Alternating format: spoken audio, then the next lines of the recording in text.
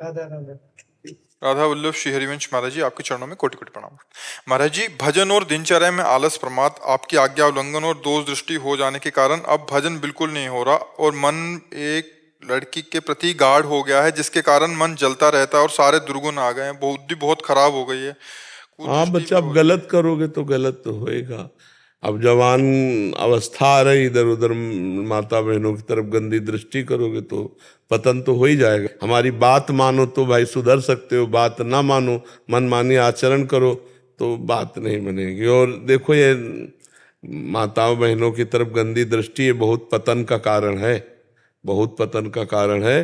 और आगे चल करके फिर इसमें जो व्यर्थ चिंतनों के द्वारा फिर ऐसा नहीं है कि सब प्रेम ही करते हैं, कुछ ब्लैकमेल भी इसी में हो जाते हैं। और फिर लड़के क्या होते हैं, डिस्टर्ब हो जाते हैं, या बच्चियां हुई वो डिस्टर्ब हो गए, तो फिर एक उपाय आखिरी सुना, मतलब उनको सूझ मिलती कि शरीर जो है छोड़ दें। बच्चे नहीं नहीं नहीं, सब हमें लगता है यार होश में चलो, अपने माता पिता के अनुसार जब समय आवे तो फिर ब्याह कर लो, और गृहस्थी में जाओ, ये बॉयफ्रेंड गर्लफ्रेंड इस जहर में फंसोगे तो फिर ऐसे असर नहीं पड़ता प्रभु, इसका असर ऐसे ले, ये अवस्था ऐसी है। अब प्यार से समझ जाए तो समझ। कैसे तुम्हारी बहन की तरफ कोई देखे तो तुम्हें कैसा लगेगा, और तुम किसी की बहन की तरफ देख रहे हो तो कैसा लग रहा है।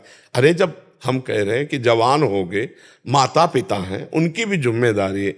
तुम्हारा कहीं कोई मित्रता ऐसी बन जाए तो अपने माता पिता से सूचना दे, उनको समर्पित करो अपनी दोनों बातें, और दोनों जगह पवित्रता से हो तो पाणी ग्रहण संस्कार करके अपना घर गृहस्थी बसाओ, वो तो ठीक है। ये गंदी प्रवृत्तियां जो चल गई, व्यभिचार प्रवृत्ति। अच्छा देखो, जैसे एक बच्ची है, एक बच्चे से बॉयफ्रेंड से फिर ब्रेकअप, फिर बॉयफ्रेंड, या एक बच्ची से ब्रेकअप, फिर इसे क्या कहते हैं? तो आप सोचो कैसे जीवन रहेगा। और आज ये एक मतलब नॉर्मल सी बात हो रही है, नहीं हो रही नॉर्मल। मतलब किसी की बहन की तरफ देखोगे, उसके परिवार के समर्थ लोग हुए तो भाई बेबिचारी की पूजा फूल और अगरबत्ती से तो होती नहीं है। हाँ, फिर यही वो होते हैं जो जूता चप्पल डंडा थप्पड़ यही चलते हैं, तभी सुधरता है।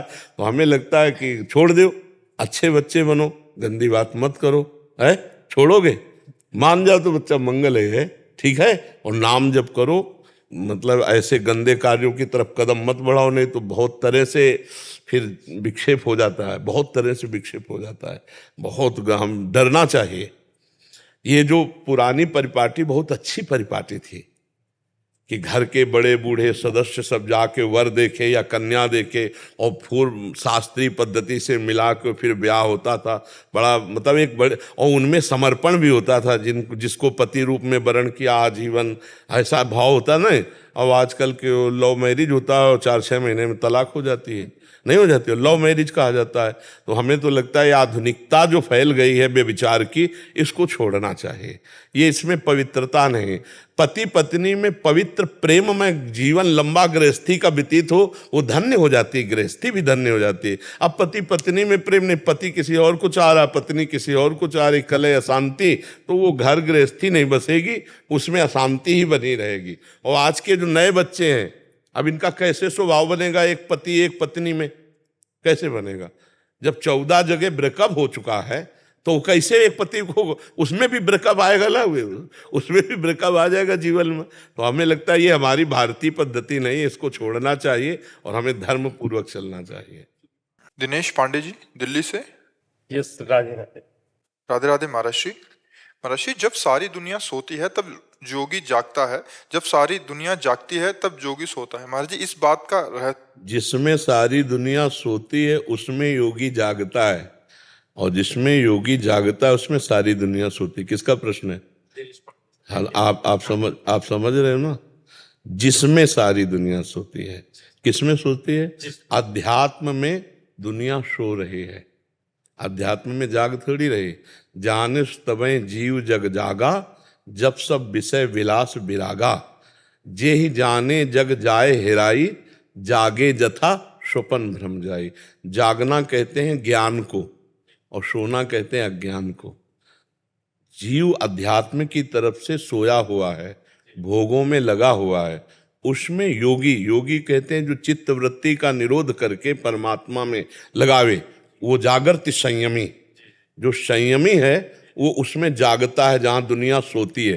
कहाँ सोती है? अज्ञान में दुनिया सो रही है, भोगों को सत्य मान करके उसी का चिंतन, उसी को भोगना, तो समय को व्यर्थ नष्ट कर रही है। और जागृति संयमी, जो संयमी पुरुष, जोगी पुरुष है, जे ही जग जामिन जागे जोगी, परमारथी प्रपंच वियोगी। जो प्रपंच का त्याग करके परमार्थ में स्थित, वो जागा हुआ पुरुष माना जाता है। और जो शरीर संबंधी भोग, शरीर संबंधी रिश्ते नातों को सत्य समझकर इसी में मगन, वो सोया हुआ पुरुष जाना जाता है। आप समझ पा रहे हैं? तो योगी वही जागना है जो भगवान की स्मृति में, ज्ञान में स्थित है। भोगी का सोना अर्थात भोगों में रत होना, भोगों का चिंतन, संसार का चिंतन, ये स्वप्न है। उमा कहूं मैं अनुभव अपना, सत हरि भजन जगत सब सपना। आप समझ पा रहे ना? ये जागना है, जो ब्रह्म स्वरूप में स्थित होना है। हाँ, ये जागना है। जे ही जाने जग जाए, हेराई जागे जथा स्वपन भ्रम जाए।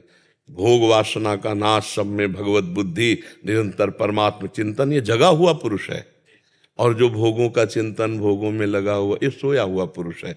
देहाभिमानी, कर्तत्व और भोक्तत्व में लगा हुआ, ये अज्ञानी पुरुष है, अज्ञान में सोया हुआ है। देहाभिमान रहित परमात्मा स्वरूप में स्थित ये ज्ञानी पुरुष जगा हुआ पुरुष है। समझ गए आप? जी। पूर्णिमा राय जी गोरखपुर से। राधा वल्लभ श्री हरिवंश महाराज जी, महाराज जी आपके चरणों में दंडवत प्रणाम। पूज्य महाराज जी, मेरा प्रश्न यह है कि पहले आपका सत्संग सुनकर भजन साधन बहुत उत्साह के साथ हो रहा था, पर परिस्थिति ऐसी बनी कि भजन साधन छूटने के साथ मन हर समय व्याकुल रहने लगा और जो भी थोड़े बहुत अनुभव होते थे वे बंद से हो गए। हमेशा देखो, हमने कई बार एकांतिक में और सत्संग में कहा है कि परमार्थ या धर्म या राष्ट्र, इसमें यदि आप आगे बढ़ रहे हो सेवा में, परमार्थ में, राष्ट्र सेवा, समाज सेवा, तो आपके सामने दो बातें आएंगी, एक प्रलोभन और एक भय।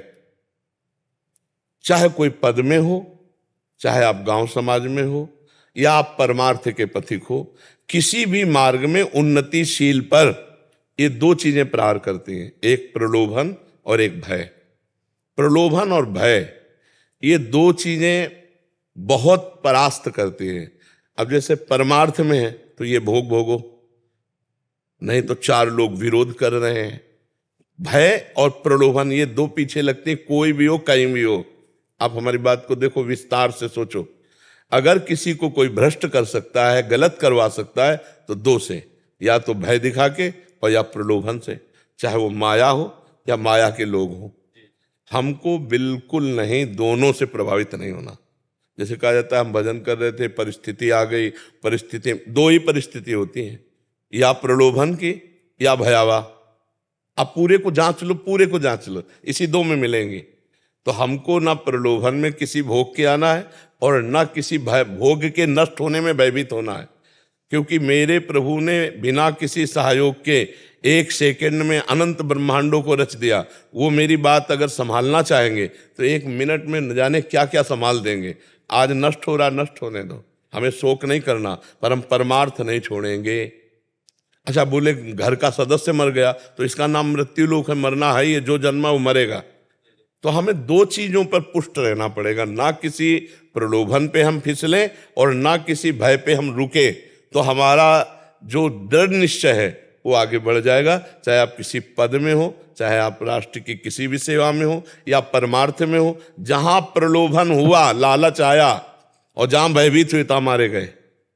आप देख लेना, ये हमारे शब्द का प्रयोग देख लेना, कोई भी हो, कहीं भी हो, जहां प्रलोभन और भय से युक्त हुआ, वहां वो अपने धर्म का त्याग कर देगा। भगवान, दुनिया जी इसी में रही है। जैसे लालच और डर, जैसे एक कुत्ता होता तो ऐसे ऐसे करो तो वो लालच, ग्रीड बढ़ रहा, लालच बढ़ रहा, और ऐसे ऐसे करो तो डरता। इंसान की भी हालत यही हो गई है। नहीं होना चाहिए। हम भगवान, पूरे दुनिया में यही हो गई, लालच डर, लालच डर, ग्रेट फियर, ग्रेट फियर, यही हो गई। नहीं होना चाहिए। अध्यात्म इसी से बचाता है, अध्यात्म इसी से बचाता है। अगर अध्यात्म का ज्ञान नहीं होगा तो ये तो सर्वत्र फैला हुआ है, पूरे संसार में फैला हुआ है, सबके दिमाग में ही बैठ जाता है ना। अब जैसे प्रति महीने की कमाई सरकारी एक नियत संख्या की है और वो 5 मिनट में मिल रही है, 5 मिनट में मिल रही है, और ये पता नहीं कि 5 मिनट की एक क्रिया पूरे जीवन में कालिक पोत देगी, लेना। तो प्रलोभन और भय, इन दो से प्रत्येक प्राणी यदि बच जाए तो अपने धर्म पर, अपने सत्कार्य पर, अपने पद पर जो भी सेवा है वो सही ढंग से कर सकता है। अगर प्रलोभन और भय से बच जाए, ना भयभीत नहीं होना। जो विदना ने लिख दिया छठी राव के अंक, और राई घटे न तिल बढ़े रहुरे जीव निशंक। संतों ने कहा अगर तुम्हारी आयु अभी 7:12 पे होनी है तो यहीं बैठे बैठे मर जाओगे, किसी के मारने की जरूरत नहीं। और अगर आपकी मृत्यु नहीं लिखी है तो पूरा भरभरा के गिर जाए, सब मर सकते हैं, आप नहीं मरोगे, पक्का समझ लीजिए। जिस समय जिसकी जहां आयु जानी है वहां तो भयभीत क्या होना यार। अच्छा, हम सत्य पे चल रहे हैं, हम 4 रोटी नमक से लगा खा रहे हैं, नई सब्जी है, लेकिन हम प्रसन्न हैं। और अधर्म से अगर हम रबड़ी खाएंगे ना तो भयभीत रहेंगे और बहुत प्रकार के क्लेश आ जाएंगे। तो भय और प्रलोभन से यदि ना परास्त हो तो भगवत मार्ग या साधन मार्ग या जो आपको राष्ट्र सेवा मिले, आप कहीं परास्त नहीं होंगे। तो जिसका अभी प्रश्न था वो देखे, प्रलोभन या विपत्ति भय, उसी में लड़खड़ा जाते हैं। कौन सी परिस्थिति थी जिसमें लड़खड़ा गए, क्या परिस्थिति थी? राधे श्याम बाबा, पहले हम वहाँ पे गीता वाटिका में रहते थे, तो वहाँ से हट के दूसरी जगह पे चले गए। तो वहाँ पे वहाँ पे संत सानिध्य में भजन साधन ठीक से चलता था, उनकी कृपा। आप गीता वाटिका जैसे पवित्र स्थान से क्यों हटी? वहाँ पे परिस्थितियाँ ऐसे बदल गई। ये तो आगे जाके वो परिस्थिति बदल गई ना। परिस्थितियों से साधक थोड़ी भागता है, परिस्थितियों से लड़ करके स्थिति प्राप्त करता है। भगवान हमें परिस्थिति ही इसीलिए देते हैं कि हम विजय को प्राप्त करें, हम मजबूत बने। जैसे अपना चेला पहलवान है और यहाँ मारने से ऐसे किया तो जो गुरु पहलवान है वो 500 बार वही मारेगा, क्योंकि यहाँ पक्का हो गया ना, तो कहीं भी बाहर जाकर फेल नहीं होगा। तो भगवान अपने दास को जिस बात से वो डरता है, जिस परिस्थिति से भयभीत होता है, उसी में पक्का करते हैं उसको। और हम समझते हैं कि अगर हम इस जगह को छोड़ दें तो परिस्थिति बदल जाएगी, पर आपको पता नहीं कि वो पक्का कराना चाहते, इसलिए उससे बढ़कर यहाँ 80 होगी तो वहाँ 100% परिस्थिति होगी जहाँ हम जाएंगे। भगवान वहाँ आपको पक्का करना चाहते हैं। बच्चा साधन मार्ग को समझना, भागने से पुष्ट नहीं होता, उसे लड़ना सीखे, लड़ना सीखे, हर परिस्थिति को सहना सीखे। मात्रा स्पर्शास्तु कौन्ते शीतोष्ण सुख दुखदा आगमा पाइनो अनित्यास्तास्तितिक्षस्व भारत। हे अर्जुन, ये आने जाने वाली परिस्थितियां हैं, इनको सहन करना चाहिए। अब देखो दूसरी जगह गई तो वहां दोष दृष्टि हुई, वहां और परेशानी हुई। 100 में कोई बिरला ऐसा होगा जो अपने मन और इंद्रियों से लड़के भगवान को प्राप्त करना चाहे, कोई दृढ़ निश्चय अलग। तो ये गीता वाटिका मुझे लगता है कि भगवान के परम प्रेमी भाई जी से हनुमान प्रसाद पोद्दार जी, पूज्य राधा बाबा, तो वहाँ जैसे एक मैया जी हैं, हाँ कमल दीदी, तो इन लोगों के सानिध्य में तो आपका पवित्र जीवन व्यतीत होता, क्योंकि वहाँ प्रायः साधक अच्छी कोटि के। तो हमें कुछ वहाँ गड़बड़ लगा क्या तुम्हें? नहीं महाराज जी, वहाँ पे सत्संग छूट गया तो यहाँ पे अलग वहाँ एक भागवतिक वातावरण मिलता था, तो फिर वो छूट। नहीं नहीं नहीं नहीं, मेरी प्रार्थना है कि समय बहुत विचित्र है, इसलिए एकांत हो जाइए, शांत हो जाइए, भीड़ भाड़ से बचिए और किसी ऐसे जगह आश्रय लीजिए जहाँ कोई बाधा नहीं। मुझे लगता है गीता वाटिका में कोई बाधा नहीं है, क्योंकि ऐसे महापुरुषों का वो सुरक्षित स्थान है और वहाँ सखी भी भजन करती हैं। तो ऐसे स्थानों का सेवन करो, इधर उधर मत जाओ। बहुत समय विचित्र है, क्योंकि कौन किस कोटि का कहाँ कैसी भावना, इसलिए हम किसी पर दोष दर्शन नहीं करते, पर अपने बचाव पक्ष के लिए जहाँ सखियां भजन कर रही हैं उनका सानिध्य लेकर भजन करो। वो उच्च कोटि की संत है, कमल दीदी वो उच्च कोटि की संत है, यहाँ आई है, दर्शन दे गई है, कई बार प्रसाद भी भेजती है। तो हमें लगता है पुनः आप उनका सेवन करो। महाराज जी, हमें बहुत वहाँ से हटने के बाद बहुत खुद को ऐसे महसूस करते हैं कि वैसा भजन अब नहीं कर सकते जैसा। ये कह रहे हैं कि वहाँ बहुत अच्छा इनको भागवतिक माहौल मिलता था, वहाँ से हटते ही इनका वो माहौल चले गया और भजन की वृत्ति वो चलेगी, क्योंकि संग था वहाँ। सूरदास जी का एक पद के एक लाइन तुम्हें बता रहे हैं, विमुख भये निमिषहु न अकृपा जब चितए तब वैसे। हमारे प्रभु का स्वभाव, अगर जीव अपनी करनी से विमुख हो जाए और फिर लौट कर देखे तो वैसे वो प्यार दुलार करते मिलते हैं, कभी अकृपा नहीं। फिर लगो उससे ज्यादा जोर का भजन करो, कैसी बात करती हो? क्या वो स्थिति नहीं आएगी? कैसे नहीं आएगी? हर स्थिति को हम प्राप्त करेंगे, भगवान के अंश हैं। अभी तो जीवन की श्वासें पता नहीं कितनी है, हम वही स्थिति प्राप्त, हम ये कभी निराशा, हम अपने जितने भी संगी हैं, हम निराशा शब्द से उनको नहीं परिचय होने देते है। 100 बार गिरे उठ, फिर खड़ा और चल और रौंद, अपने लक्ष्य को प्राप्त कर। ये गिरना और निराश होना, हताश होना, ये हमारे जीवन में नहीं, बिल्कुल नहीं। हर कष्ट है पर बढ़ते रहो, कदम आगे बढ़ाते रहो, बिल्कुल राइट टाइम उठना, राइट टाइम अपनी दिनचर्या करना, किसी भी तरह से परास्त न होना। बुखार है तो भी चलो, हमको पकड़ो, 2 लोग ले चलो, हमको नहीं, हम हमारी दिनचर्या, हमारा भगवान है, हम अपनी दिनचर्या में बिल्कुल ऐसे इसमें जिद्दी स्वभाव, इसमें परिपक्व स्वभाव, इसमें मिट जाने का स्वभाव, ऐसे तपते हुए तवे पे बैठाल कर तप्त बालू डाली जा रही, क्लेश दिया जा रहा है गुरु अर्जुन देव जी को। कह रहे तेरा किया मीठा लागे तेरा किया मीठा लागे। कहीं किंचन मात्र भी अपने धर्म पर, अपने इष्ट पर कहीं भी थोड़ा भजन बना, उसी आनंद को हम नहीं, थोड़ा नहीं, अगाध समुद्र आनंद भगवान है, जो आनंद सिंधु सुखराज, हम उसे सिंधु को प्राप्त करेंगे। हम बिंदु में तृप्त होने वाले नहीं। छोटी छोटी सिद्धियां, छोटी छोटे आनंद, छोटी छोटी बातें ऐसे झाड़ू लगा के बाहर की जाती, तब आगे बढ़ा जाता है।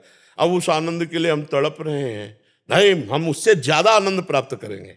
भगवान के अंश हैं हम, निराशा नहीं। और जाओ, हमें तो लगता है पुनः आप गीता वाटिका पधारिए और वहां जाकर के खूब भजन पद्धति से पुनः भजन कीजिए, तो राधा बाबा की वहां चरण रजे, भाई जी की चरण रज, आपको भजन में और उन्नति प्रदान होगी। जी है जी, मनुष्य का स्वभाव है, इतनी ताकत नहीं रहती जितनी आध्यात्मिक लोग रहती है, डर तो लग ही जाता है। तो कहते हैं उद्यम कार्य न मंदोर नहीं सुखते से, इतनी दृढ़ता आध्यात्मिक लोगों में रह सकते, आम आदमी नहीं रह सकते। तो आम आदमी बने क्यों? आध्यात्मिक सब नहीं बन सकते क्या? हम भगवान के सब अंश हैं कि नहीं है? तो फिर हमें क्या कमी रह जाएगी अगर हम भगवान का चिंतन करते हुए सब कार्य करें? अगर नहीं करना चाहते तो फिर भोगो आप, अवश्य में भोक्तव्यम कृतम कर्म शुभाशुभम। और अगर आप भगवान की शरण में आ जाओ तो हम तो हम सर्व पापेभ्यो मोक्षयिष्यामि मा शुचा, निर्भय निश्चिंत निशोक, निर्भय निश्चिंत निशोक। एक दृढ़ता आ जाती है हमारे देश के सैनिक में ना, हजारों को भून करके अपने प्राण देने के लिए तैयार हो जाता है। हमारी दृढ़ता कहाँ है? किसी भी तरफ दृढ़ता आ जाए ना, वही तो अभी बताया ना, दृढ़ता हमारे अंदर आएगी कैसे? जब तक हम सत्य का आश्रय नहीं लेंगे, सत्य पर चलेंगे, करें व्यभिचार, खाएं इधर उधर गंदे आहार और पिए मदिरा आदि और दूसरे से छल कपट करें, तो दृढ़ता आएगी। भयभीत रहेगा, शोकित रहेगा, चिंतित रहेगा, उद्विग्न रहेगा, विषाद युक्त रहेगा। सत्य मार्ग पर चलने पर निर्भयता, निशंक, निसोच, ऐसी स्थितियां आती हैं। अब सत्य पर कहाँ चलना चाहते हैं लोग? तो सब भयभीत इसीलिए हैं, कोई भी भय से रहित नहीं है, सबके अंदर भय है। पर सबके अंदर एक भय होता है विचार का और एक भय होता है अकस्मातिक। जैसे अभी एक कीक दो कस के तो हम भी ऐसे हो जाएंगे, ये अकस्मातिक भय सबको प्राप्त होता है, चाहे जितना बड़ा कोई ज्ञानी हो, सबको होगा। और एक होता है विचार का भय, सीम की चाप सके को तासु, बड़ रखवार रमापति जासु। कौन ऐसा पैदा हो गया कि भगवान के विरुद्ध मेरा बाल बांका कर सकता है? अगर मेरे मालिक का आदेश है तो भागकर कहाँ जाऊंगा? वो तो होना ही है जो होना है। तो विचार का भय भक्त के अंदर नहीं रहता, अकस्मातिक भय आ सकता। हमारे एकदम ऐसे कोई करे तो एकदम ऐसे हो जाएगा, पिस्तौल एकदम कान में लगा दे तो एकदम भयभीत हो जाएगा, क्योंकि विचार करने का अवसर नहीं मिला। अब वो विचार के द्वारा, ठीक है आप चलाइए, अगर हमारे शरीर की आयु पूरी हो गई तो चलाइए, नहीं तो आप किट किट करते रहोगे, गोली ले चलेगी, पक्का नहीं चलेगी। हमने कई प्रमाण ऐसे देखे कि बिल्कुल मृत्यु गले पड़ रही और मरा नहीं, और जब बिल्कुल आराम से बैठे और मर गए। तो हमें लगता है कि भय रहित होने के लिए भगवान का आश्रय। हमने मेरे आंखों से देखा, हमारे घर जोधपुर में जी पिस्टल यूं लगी जी, छोटी, लेकिन वो यूं निकल गई, होने बच गया, बिल्कुल उसके एकदम यूं लगे। भगवान, हाँ भगवान बचाते लत भगवान। तो हमें लगता है अध्यात्म के बिना निर्भय तो नहीं हुआ जा सकता, और शुद्ध अध्यात्म मिलना बड़ा कठिन है। शुद्ध अध्यात्म मिलना बहुत कठिन है, और अगर शुद्ध अध्यात्म मिल गया तो हमें लगता है सुलझन तो आ ही जाएगी, सुलझ जाएगा जीव, फंसेगा नहीं, निर्भय हो जाएगा, निश्चिंत हो जाएगा जीव। महाराज जी आप तो देख के आनंद। हाँ, आपकी रोटी से पले हुए हैं हम, आप देख लो। ब्रजवासियों की चरण रज और ब्रजवासियों का टूक, हमारे पास जो कुछ है वो इसी से है। ब्रजवासियों की चरण रज का प्रताप और ब्रजवासियों का जो टूक है उसी का प्रभाव है। यहाँ जैसे माता पिता के द्वारा शरीर की रचना होती है, तो यहाँ हमारे भजन की रचना हुई ब्रजवासियों की टूक से, ब्रजरज से। जिस रज को उद्धव आदि परम ज्ञानी लता गुल्म औषधि बन करके प्राप्त करना चाहते हैं, प्रियाजू की चरण कृपा से ब्रजवासियों की वो चरण धूलि मानो देह प्राप्त करके हमें प्राप्त हुई, उसी का प्रताप है। ये जो यो ब्रह्म रुद्र शुक नारद भीष्म मुख्य रालक्षितो न सहसा पुरुषस्य तस्य सद्यो वशीकरण चूर्ण मनंत शक्तिम तम राधिका चरण रेणु मनुष्य मरामी। अनंत शक्ति संपन्न जो ब्रज रज है, वृंदावन रज है, जो बड़े बड़े योगियों योगिंद्रों मुनिंद्रों के ध्यान पथ पे जो नहीं आते, उन श्री कृष्ण की प्राप्ति कराने में समर्थ है ये रजरानी, और समर्थ है ब्रजवासियों की टूक। ब्रजवासियों की टूक के बिना श्री कृष्ण प्रेम ब्रज का नहीं प्राप्त हो सकता, और अलग बात है। लेकिन जब तक ब्रजवासियों की जूठन नहीं होगी तब तक हृदय में वो अपनापन श्री कृष्ण से नहीं आएगा। चाहे दास्य भाव का हो, चाहे सख्य भाव का हो, चाहे वात्सल्य भाव का हो, चाहे गोपी भाव का हो, चाहे सहचरी भाव का हो, सब भावों की प्राप्ति ब्रजवासियों के टूक से, अन्न से है। तो आप सब ब्रजवासियों की कृपा से ही जो कुछ सौभाग्य उदय होता है वो आपकी कृपा से होता है। हम तो ये कहते हैं कि अगर ब्रजराज और ब्रजवासियों की कृपा ना हो तो ब्रजराज की झांकी मिल ही नहीं सकती, ब्रजराज की झांकी नहीं मिल सकती है। जी प्रिंस जी बनारस से, राधे राधे महाराज। प्रणाम गुरुदेव। गुरुदेव, जब कोई सत्कार्य अथवा मन में अच्छे विचार आते हैं तो इस पापी मन को अहंकार आ जाता है कि ये सत्कार्य इसने किया है, चलो जबकि मैं इसको भी सुधार कर लो। यहीं से आगे पूरा प्रश्न सुन लेंगे। जैसे आपके मन में आया कि मैंने किया, हाँ ठीक है मान लिया, अब उसे प्रभु को समर्पित कर दो, अहंकार नष्ट हो जाएगा। समझ रहे हो ना? जो कर्म हमने किया, माना कि मैंने किया, उस कर्म को हम प्रभु को समर्पित कर देते हैं। समर्पण कर्म से कर्म का दोष नष्ट हो जाएगा और कर्म का कर्तत्व अभिमान नष्ट हो जाएगा। ऐसा करना शुरू कर दो। जो भी पवित्र कर्म हो यत् करोषि वो भगवान को अर्पण कर दो। ये तो सर्वाणि कर्माणि मयि सन्न्यस्य मत्पराः, जो सारे कर्म मेरे को अर्पित कर देते हैं तो भगवान भगवत प्राप्ति योग्य बुद्धि वो दे देते हैं। अहंकार मलिनता में होता है, मलिनता का नाश हो जाएगा। तो जो कर्म करो पर अच्छे कर्म, और वो भगवान को समर्पित कर दो, तो उसमें जो अहम हमारा है वो मल है वो नष्ट हो जाएगा। अहंकार विमूढ़ आत्मा करता हमिति मन्यते, अहंकारी में मूढ़ता बैठी रहती है, वो सोचता है कि मैंने किया है, मैं करूँगा, मैं कर सकता हूँ। इसी का नाश भगवान के ज्ञान से होता है। जब भगवत ज्ञान हो जाता है तभी दिखाई देता है कि ये माया के द्वारा यंत्रवत शरीर में क्रियाएं हो रही।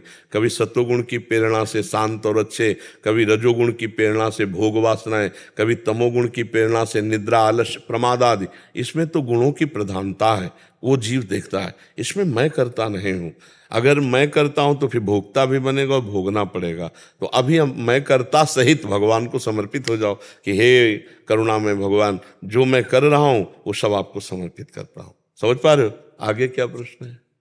हाँ, तो ये तभी सुधार होगा। जी जैसे मतलब कोई भी सत्कार्य अगर हुआ तो उसे हम भगवान को समर्पित कर देते हैं, लेकिन ये मन मतलब ये कहता है कि ये कार्य मैंने करवाए से अहंकार। तो कोई बात नहीं है, हम कह रहे हैं ना, दवा है, आप पहले करके देखो इसे। लंबे समय तक ऐसा करो कि देखना रोना आने लगेगा और आपको दिखाई देने लगेगा कि स्वयं भगवान हमसे करवा रहे हैं सत्कार्य। जो असत कार्य गंदी बात है वो मेरी वासना है, और जो सत कार्य है वो मेरे भगवान प्रेरित करके करा रहे हैं। गोस्वामी तुलसीदास जी ने लिखा है कि उत्तम भक्त का विचार क्या होता है? गुण तुम्हार समुझे निज दोषा, आपके गुण और दोष मेरे, तो उत्तम भक्ति की तरफ हम बढ़ जाएंगे। ऐसा भाव करके चलो, ठीक है? कर्म समर्पण ही भगवान की प्राप्ति में समर्थ कर देगा आपको। समर्पित करते जाओ, फिर आगे देखना। महाराज जी जैसे ये जो मन है, जैसे किसी पे दोष करना नहीं चाहते हैं, पर ये अपने आप ही किसी के प्रति सोच के अपने मन में ही दोष कर लेता है। हाँ, तो वो बिगाड़ नहीं पाएगा जब तक तुम वाणी से किसी की निंदा नहीं करोगे, शरीर से कोई क्रिया नहीं करोगे, तो मन के द्वारा सोचा हुआ दोष या पाप वो तुम्हें बिगाड़ नहीं पाएगा। कलिकर एक पुनीत प्रतापा, मानस पुण्य होए और नहीं पापा, तो इसलिए बच जाओगे। अगर और युग होता तो उसमें भी दंड मिल जाता, पर इसमें दंड नहीं मिलता है। वो तुम्हारा कुछ नहीं बिगाड़ पाएगा, बस तुम निंदा मत करना, दोष दर्शन करके उसका वर्णन मत करना, तो आप बच जाओगे। ठीक है? प्रांजल गर्ग जी भोपाल से। राधे राधे महाराज जी। राधे राधे महाराज जी। महाराज जी, आसपास की माया बहुत व्याप्ति है, बहुत कोशिश करते हैं माया आसपास की नहीं होती, माया हृदय की होती है। आसपास कोई माया नहीं है, आसपास कोई माया। अगर हमारे हृदय में भगवत चिंतन चल रहा है तो कोई माया नहीं है, और भगवत चिंतन नहीं चल रहा तो हृदय में ही माया, कहीं आसपास थोड़ी है। मैं और मोर तोर तय माया, ये कहाँ होती? अंदर होती। ला, मैं और मोर तोर तय माया अंदर होती, बाहर देखो। अगर हमारा हृदय प्रसन्न हो और पवित्र हो तो हमें बाहर सब कुछ अच्छा दिखाए, और हम अशांत हो, हमारा चिंतन गलत हो, तो मंदिर में भी बैठ करके हमें शांति हम ये देख पाते हैं कि बात हृदय की है। अगर हमारा हृदय प्रसन्न है तो सब ठीक है, हमारा हृदय अप्रसन्न है तो कहीं भी चले जाओ शांति नहीं मिलेगी। तो बात माया का अटैक हृदय पर है, आसपास नहीं है, हृदय पर है, सीधे हृदय पर अटक है। आसपास बना रहे हृदय भगवान के चिंतन में तो क्या बिगाड़ लेगा कोई। और अगर हृदय हमारा भगवान से विमुख है तो आसपास चाहे जितना अच्छा वातावरण हो, हम भ्रष्ट हो जाएंगे, हम नष्ट हो जाएंगे। भगवान में रह रहा है, भगवान की सेवा कर रहा है या संतों के बीच में रह रहा है, लेकिन उसके हृदय में भगवत चिंतन नहीं है, गलत हो जाएगा। संसार में रह रहा है, परिवार में रह रहा है, भगवत चिंतन परायण है, वो निकल जाएगा। बात है हृदय में। प्रविश नगर की जय सब काजा, और हृदय राखी कौशल पर राखी। हाँ, कोई बाधा नहीं, कोई बाधा नहीं। और अगर हृदय में भगवान का चिंतन नहीं तो भैया बाधा ही बाधा है। आसपास क्या माया, वो समाई हुई है माया। आसपास की माया क्या विक्षेप पहुंचाती? बोलो मुझे, क्या है, किसका प्रश्न है? क्या आसपास की माया है? महाराज जी, कुछ भी देखती हूँ, जैसे कि कल ही मैंने एक एक्सीडेंट देखा होते हुए, कुछ क्षण के लिए तो लगा कि सब कुछ छोड़ देना चाहिए, सब कुछ, लेकिन नहीं, क्या आप विचार करो, अगर थोड़ा सत्संग सुने हो तो भगवान की 3 प्रकार की लीला है। ठीक जिस समय इस एक्सीडेंट देखा आपने, उसी समय हजारों बालकों का जन्म हुआ होगा, उसी क्षण हजारों जीव जन्मा होगा, कुछ मनुष्य योनि में, कुछ पशु योनि में, कुछ पक्षी योनि में। ठीक उसी समय कोई बहुत आनंदित होकर नाच रहा होगा, ठीक उसी समय उसकी मृत्यु हो रही या अंग अंग चिथड़े उड़ रहे। 3 प्रकार की भगवान की लीला है, सृजन, पालन और संहार।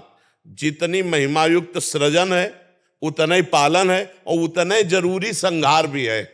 अब अपने अपने कर्मों का फल जीव को भोगना पड़ता है। यदि हमको ऐसा लगता है कि हमारे द्वारा सहयोग बन सकता है तो हम सहयोग देते हैं, और पता चला है तो मृत्यु को प्राप्त हो गया एक्सीडेंट, तो भगवान की लीला है। हम शांत मन से अपने भगवान का चिंतन करते हैं, हम उसमें व्यथित नहीं होते, क्योंकि ये लीलाएं हैं, कोई नहीं बंद कर सकता, ये लीलाएं चलेंगी। जैसे सृजन कोई नहीं रोक सकता, पालन कोई नहीं रोक सकता, तो विनाश भी कोई नहीं रोक सकता। होता है विनाश। ये तो मान लो एक एक्सीडेंट है, 2-4 लोग भी, जब जल अपना प्रवाह समुद्र बढ़ाता है तो देखो उस जल से कितने लोग, लाखों लोग मर जाते हैं।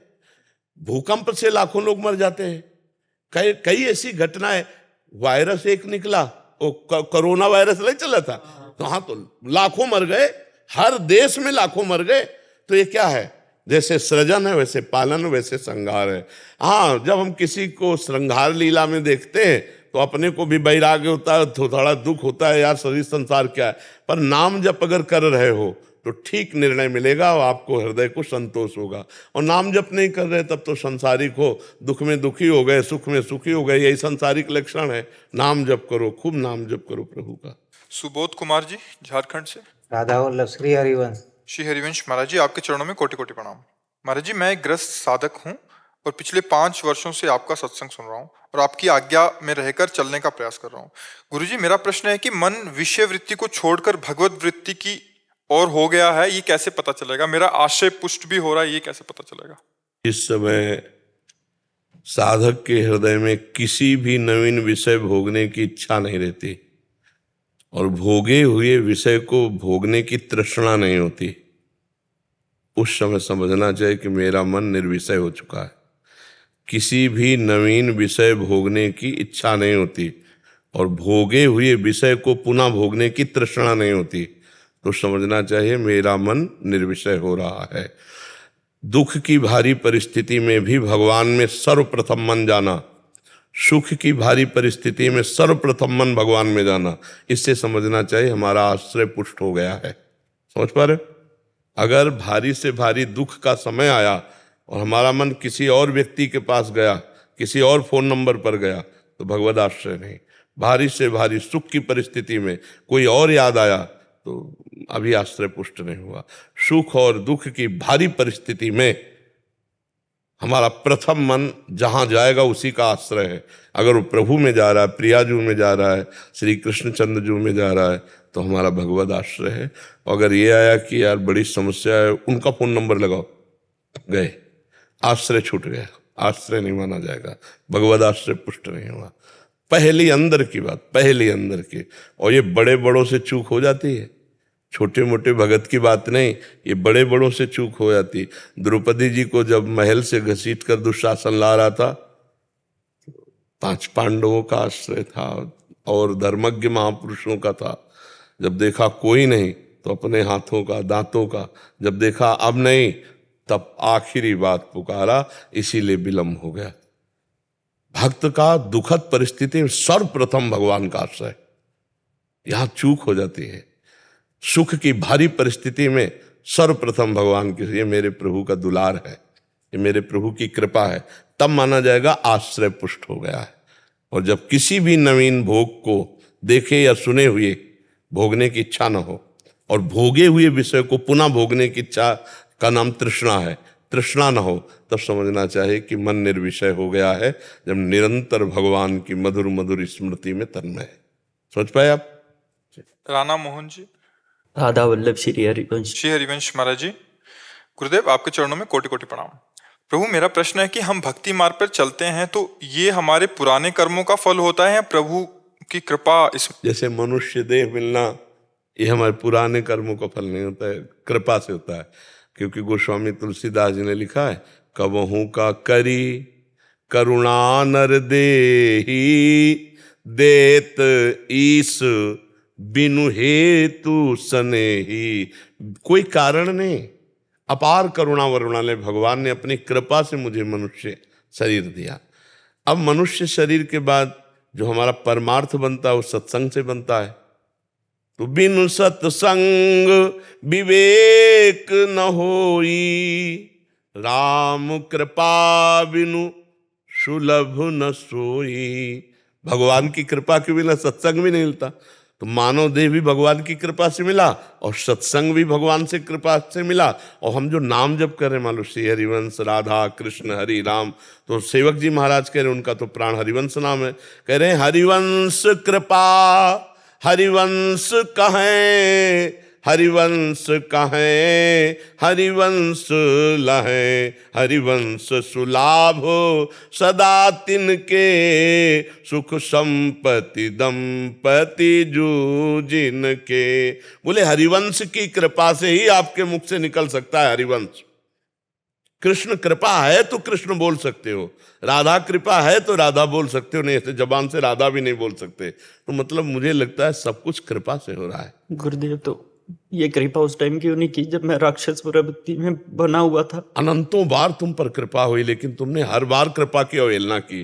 पहली बार थोड़ी मनुष्य बने हो, अनंतों बार तुम्हारे ऊपर कृपा हुई, लेकिन हम कृपा की अवहेलना करते हैं। क्या करते हैं कि मनमानी आचरण करके भगवान से विमुख होकर जब पापाचरण करते हैं तो फिर हमको सिस्टम में जाना पड़ता है।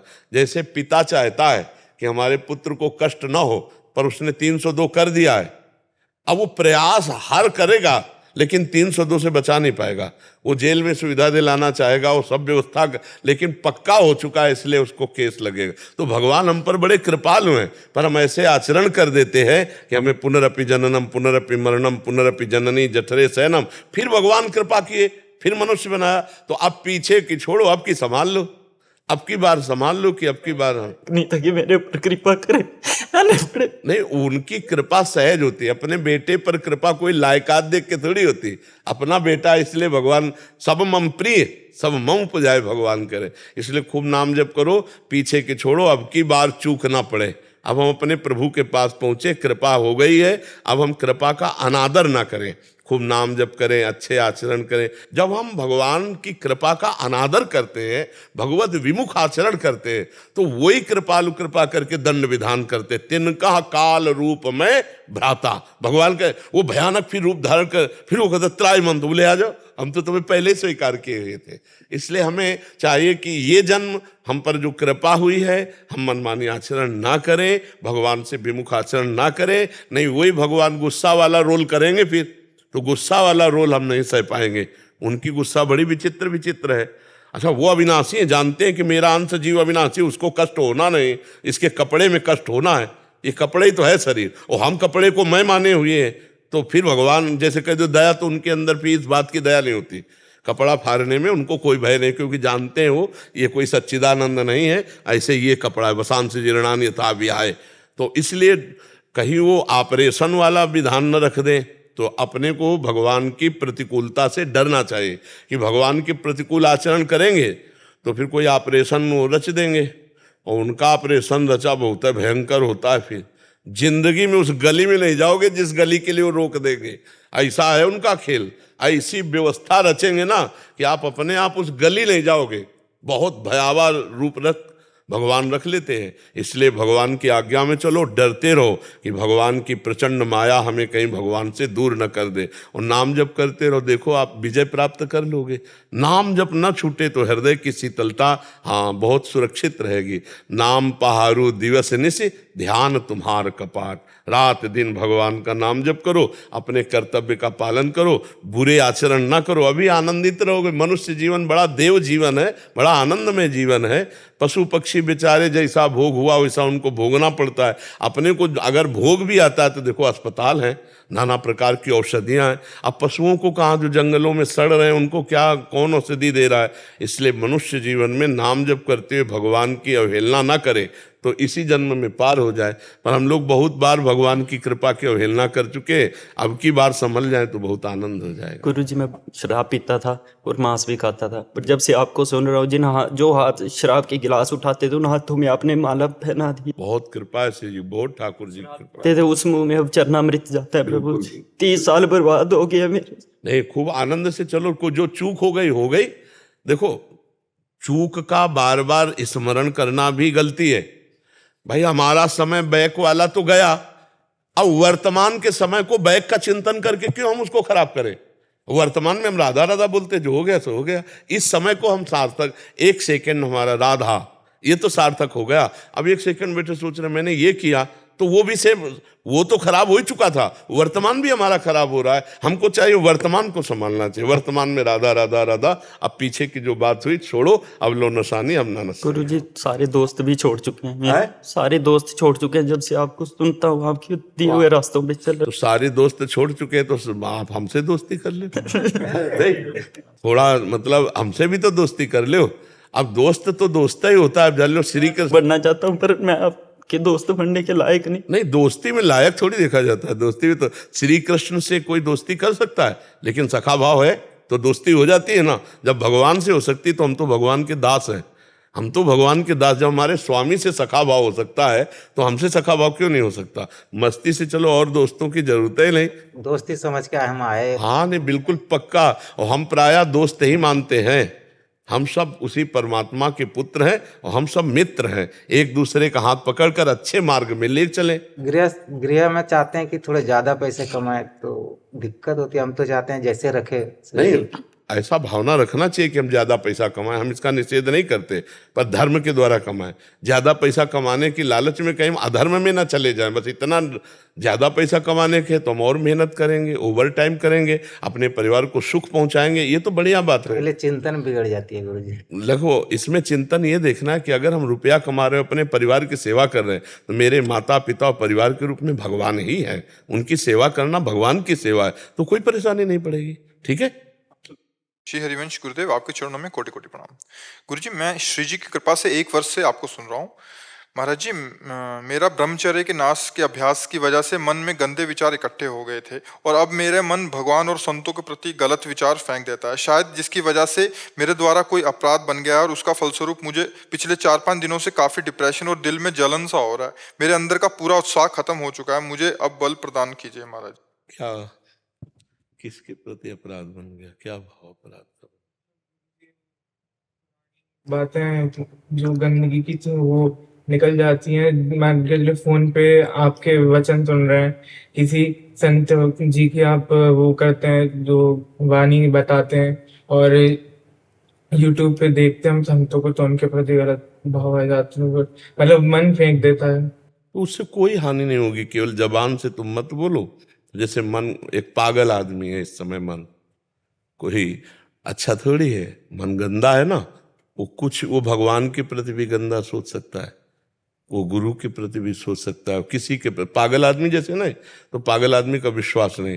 तो मन को इस समय तुम पागल आदमी की तरह देखो, वो तुम्हारे ऊपर अटैक तभी करेगा जब तुम उसको स्वीकृति दे दोगे। वो उसका एक काम है, डरना नहीं चाहिए, बहुत सुलझ के हमारी बात को समझना।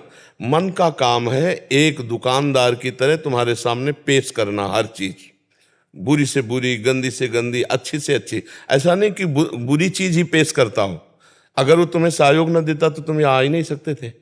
मन ने सहयोग दिया ना, चलो शाम चलते हैं, तुम्हारा सहयोग करते हैं, चलो सत्संग में, तो सहयोग किया ना मन। तो ऐसा नहीं है कि मन केवल गंदा ही सहयोग करता है, ऐसा नहीं। वो सहयोग न करे तो आप वृंदावन आ ही नहीं सकते, उसी के सहयोग से आप आए हैं। हमको ये देखना है कि मन हमारे सामने एक व्यापारी की तरह सामग्री पेश करता है। देखो तुम इसे भोगोगे सुखी हो जाओगे, देखो ऐसा है, देखो ना तुम वो बहुत गंदा है, देखो शायद वो ऐसा करता होगा, शायद वो उसका काम है पेशगी करना, और आपका काम है रिजेक्ट करना। नहीं नहीं नहीं नहीं, आप सुन, नहीं, राधा राधा राधा राधा, ठीक हो जाएगा। उसकी गंदगी का प्रभाव आप पर तब पड़ेगा जब आप स्वीकार कर लेंगे।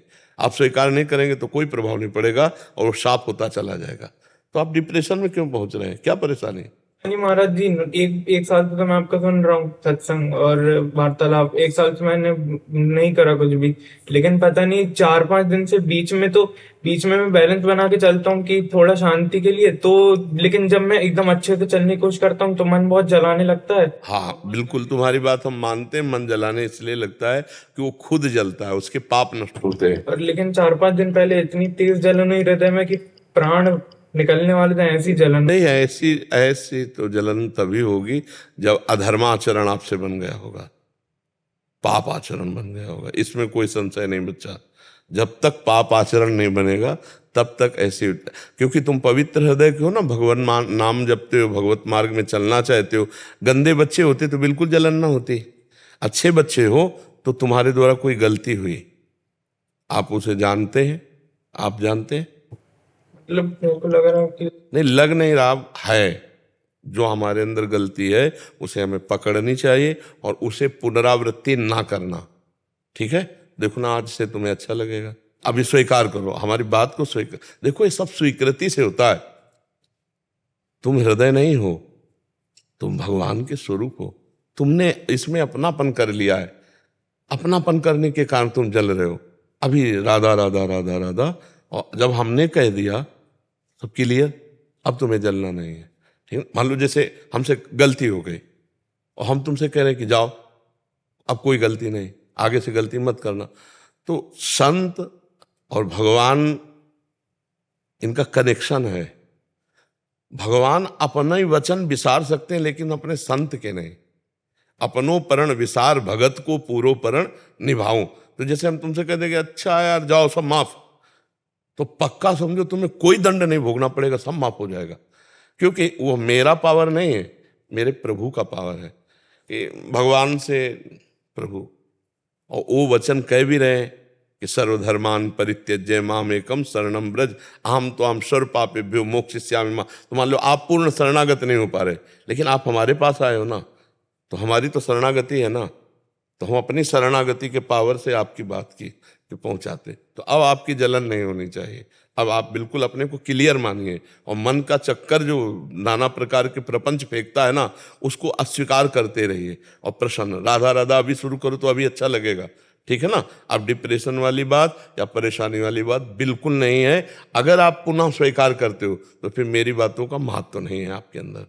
अगर महत्व मानते हो तो अभी आपका हृदय शीतल हो जाएगा। बिल्कुल मत जलिएगा, आप समझ रहे हो। चाहे जितना बड़ा अपराध बन जाए, है तो हम बच्चे ही ना, प्रभु के बच्चे हैं, तो ऐसा थोड़ी कि हमको मतलब दंड ही मिलेगा। नहीं, कुछ ऐसी बातें होती हैं जिनका मतलब माफ करना बिल्कुल जरूरी होता है, और कुछ ऐसा होता है जिसमें दंड देना ही जरूरी होता है। बच्चे हो, छोटी मोटी गलती, छोटी मोटी वासना के खेल, छोटे मोटे राधा राधा राधा, आगे सुधार करो, ठीक है। फिर कभी तुम्हें अगर मन अगर परेशान करे, फिर आप आ जाना हमारे पास, बिल्कुल आनंदित, पर हमारी बात पर विश्वास रखना। और हम कह देना तुमसे तो फिर आप निश्चिंत रहना, उस बात को समझा करो। अभिषेक जी बेंगलोर से। राधे राधे। राधे राधे महाराज जी। गुरु जी, आप कहते हैं भगवान का द्वार गुरु से मिलता है, गुरु को कैसे पहचाने और उन्हें कैसे मिला जा सकता है? भगवान ही गुरु है, भगवान ही गुरु है, गुरु ही भगवान है। कोई व्यक्ति तो गुरु होता नहीं, अगर व्यक्ति को गुरु बनाया जाएगा तो घाटा हो जाएगा। जो अखंड मंडलाकारम व्याप्तमेन चराचरम तत्पदम दर्शितमेन तस्मै श्री गुरुवे नमः। गुरुदेव भगवान कौन है? जो चर अचर में व्याप्त, अखंड मंडल में सर्वत्र व्याप्त है। तो जो सर्वत्र व्याप्त है वो व्यक्ति तो हो नहीं सकता, व्यक्ति तो एक देशी होता है और गुरु सर्वदेशी होता है। तो गुरु भगवान ही तो हुआ ना, भगवान ही गुरु है। तो हम सबसे पहले भगवान से प्रार्थना करें कि हे भगवान, मैं गुरुदेव रूप जो आपका है वो नहीं जानता हूँ। हम तो फंस सकते हैं, पर आप सर्वज्ञ हो। आपको यदि गुरु रूप से मिलना ही है तो प्रभु आप मुझे पहुंचा दो या गुरुदेव को मेरे पास भेज दो और आप बता दो कि आपके गुरुदेव हैं, और हम हृदय से उनको वर्ण कर लें। बकाया मेरे में ज्ञान नहीं है कि मैं गुरुदेव का कैसे वर्ण कर सकूं। नाथ आप ही हमारे गुरु हो। तो बंदों गुरुपद कंज कृपा सिंधु नर रूप हरि, नर रूप में हरि ही गुरुदेव रूप से मिलते हैं। तो हम गुरुदेव भगवान को प्राप्त करने के लिए पहले भगवान से प्रार्थना करें कि हे भगवान, आप हमारे को भी जानते हो और गुरुदेव को भी जानते हो, तो आप गुरुदेव रूप से हमें मिल लो, चाहे हमें बुला लो या उनको हमारे पास भेज दो, ऐसी प्रार्थना। क्या गुरु केवल साधु संत होते हैं? हम तो गुरु की बात साधु संत की नहीं, हम ये कह रहे हैं कि गुरु साक्षात भगवान होते हैं और भगवान गुरु होते हैं, और भगवान ही तो संत हैं और संत ही भगवान है। भगवान कह रहे सातो सम मोहि मैं जग देखा, मोते अधिक संत कर लेखा। संत का मतलब किसी कपड़े लत्ते से थोड़ी लिया जाता है, संत का मतलब स्थिति से लिया जाता है। जब हम किसी साधु महात्मा की बात करते हैं तो एक भेष सामने आता है, मतलब साधु महात्मा मतलब ऐसा। लेकिन जब संत की बात करते हैं तो स्थिति होनी चाहिए। साधुता में एक स्थिति होती, जैसे कोई डॉक्टर है, डिग्री नहीं देखी जाती कि आपकी डिग्री कहाँ है। अगर डिग्री नहीं तो फिर वो दवा देगा तो मतलब गलत दवा दे, क्योंकि वो डिग्री नहीं है, उसको ज्ञान नहीं, पढ़ा नहीं। ऐसे साधुता की डिग्री है। जो संत महात्मा है उनकी डिग्री है, जो मान रहित, मोह रहित, काम क्रोध विजयी, जो सम में भगवान का दर्शन करते हैं, जो समचित्ताहा, जिनका चित्त समान भाव, सम में समान, सर्वभूत हिते रताहा, प्रशांतात्मा, निर्वैरा, ये सब संतों की डिग्री है।